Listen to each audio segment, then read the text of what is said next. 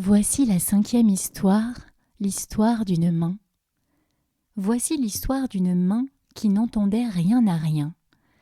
Elle prenait tout du bout des doigts, pianotait à gauche quand on allait à droite, s'en mêlait les paumes quand il fallait porter la soupe, allait droit quand il eût fallu tourner, tourbichonnait, tourneboulait, bigoudissait, trébuchait, encapuchonnait, décomptait, asticotait, s'engourdissait, mais ne faisait pas grand-chose de bon au bon moment. On l'aurait dite mise à l'envers, tant elle prenait tout à revers. Elle caressait à rebrousse-poil, allait à cloche-main, boutonnait lundi avec dimanche.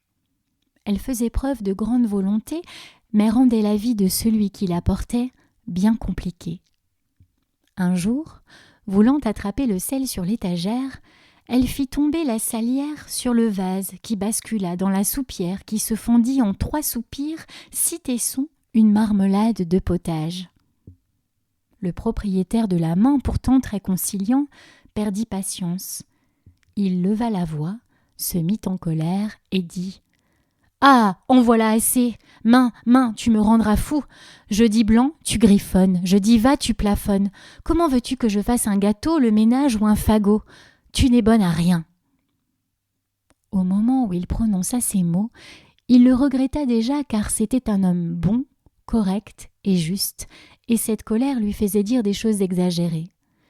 Il en devint triste d'avoir dit cela, et sa main aussi se recroquevilla. Un automne, il y eut un vent méchant. Notre homme prit froid et perdit la voix. Alors qu'il tentait de se faire comprendre chez le boulanger, la main qui n'entendait rien à rien s'ouvrit timidement. Elle se glissa devant le comptoir et fit une danse de doigts. Des hauts, des pinces, des vagues, des points, des branches et des entrechats. Et le boulanger tendit avec un sourire une miche de pain tranché.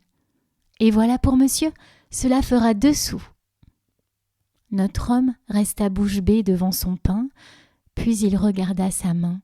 « Oui, dit la main, je fais tout à l'envers, mais je parle bien. » Voilà, fit grand-mère Écorce, mon histoire grande comme la main.